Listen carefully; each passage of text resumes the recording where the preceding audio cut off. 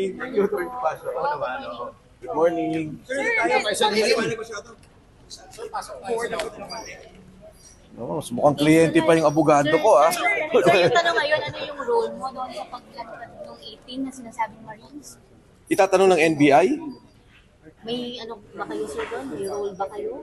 Ako, tumutulong ako sa kanila. Tumutulong ako sa kanila. Sir, anong klaseng mga tulong yung binigay natin sa Hanggat kaya kong tumulong, tutulungan ko sila. Hindi ako papayag na mangyari sa kanila yung nangyari kay Gutesa.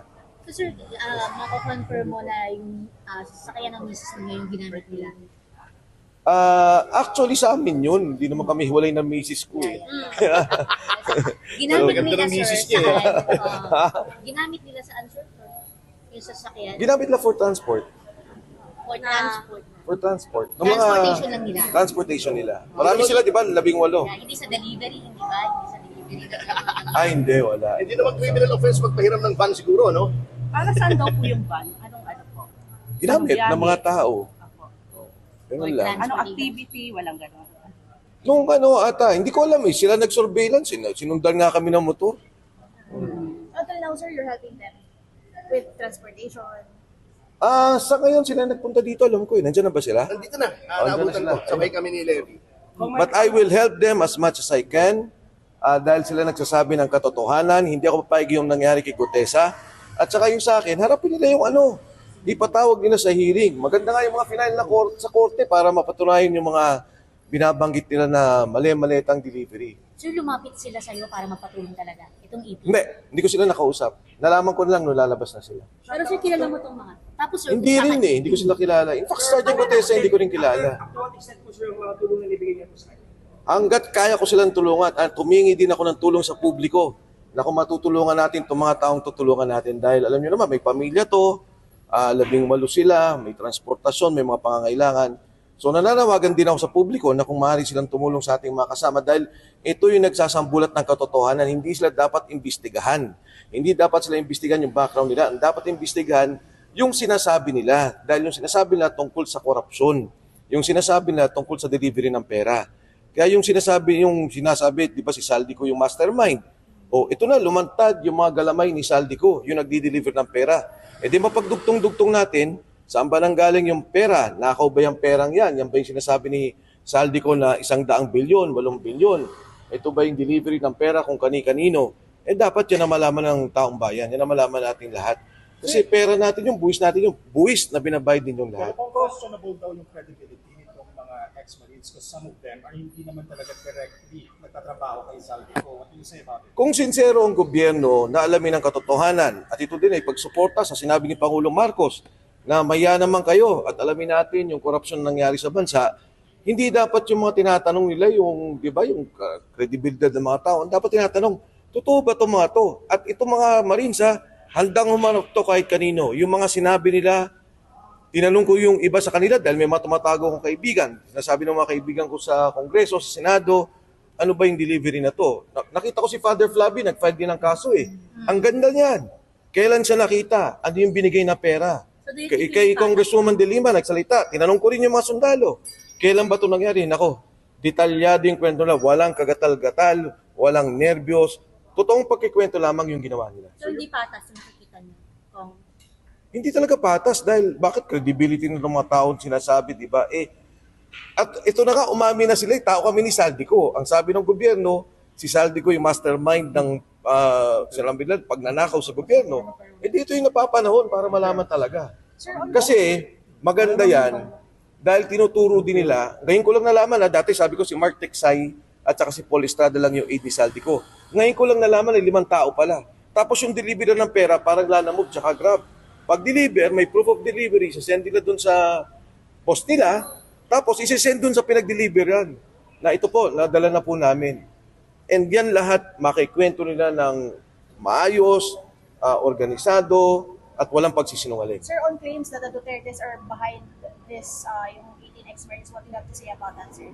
Alam mo kasi parati sinasabi ng gobyerno, pagka sila na inatuturo, si Martin Romualdez, Duterte na kaagad. Kay Saldico nga itong mga to eh. Diba? Tao sila ni Saldico. At that time, si Saldico pa nga ang kalaban ni Vice President Duterte. Yung Committee on Appropriations, di ba kanya yun? Nagsimula ng imbestiga nila. Ngayon naman nagsasabi na yung mga tao ni Saldico, kalaban na naman. Sino pagkakampi? Sinong kalaban? Dapat, tingnan nila lang mahusay kung gusto nilang talagang makita yung problema ng korupsyon. At itong panawagan ko, hindi lamang sa gobyerno, kundi sa Blue Ribbon Committee. Narinig ko si Senator Soto, sabi niya, hindi daw pwedeng sa Rules Committee dahil daw may pending cases. Not true.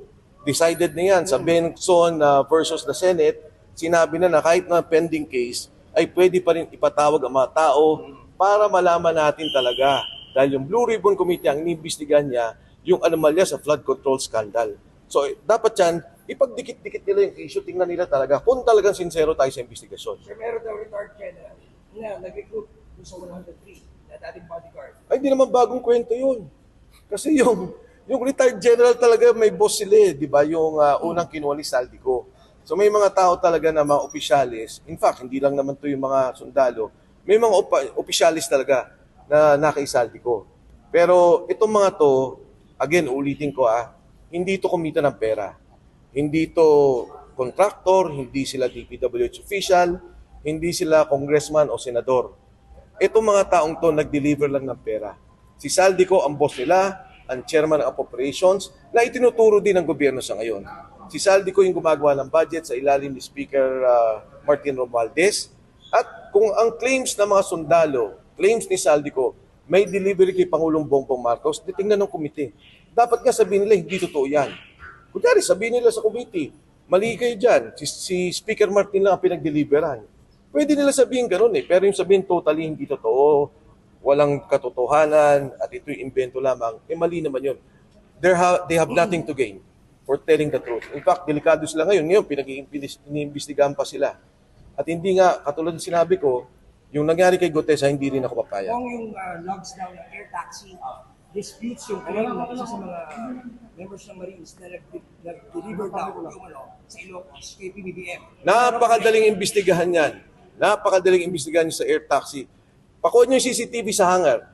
Nandyan yan. Pakunin nyo yung ping ng mga cellphone kung magkasama sila ni Saldico. Patingnan nila yung weight ng eroplano. Kasi kung isang tao lang, dalawang tao lang, hindi ganun kabigat Kung lalalim sila sa investigasyon at ipipilit na investigasyon talagang ipalalimin, makikita nila ang katotohanan at mapapatunayan na hindi nagsisinungaling itong mga sundalong to. May eksaktong date po ba na ibinigay po itong mga Nasa affidavit naman nila yon. Doon sa eksaktong date. Kasi yung sinabi ko nyari kay Congresswoman Laila De Lima, tinanong ko sabi ko, may delivery ba kay Lala? Kailan ba nangyari yun? Hindi lang isang beses Hindi lang isang beses. I-describe nila sa inyo kung ano nangyari, paano nagpunta sa townhouse, paano yung pagbibigay ng pera, paano nila nakita. So, para sa akin hindi ito para sabihin na may politika sila, para sabihin na meron silang gustong idiin o patunayan, kundi normal na pagkikwento ng mga tao. Sir, paano nga po pala sila na-connect sa inyo, sir? To the point na parang pinahiram niyo sila ng sasakyan? Kasi si Atty. Levy Baligod, alam ko na at that time, meron na sila mga pag-uusap. Hindi ko alam eksakto sila, pero alam ko may mga pag-uusap. Dahil nga, maraming involved na mga retired generals both from their camp and from the others. Kumbaga, yung mga gustong tumulong dito sa mga sundalo. So, nung eventually, sabi ni Atty. Baligod, may ganitong mangyayari, may ganitong mga lalabas, sinabi ko, tutulong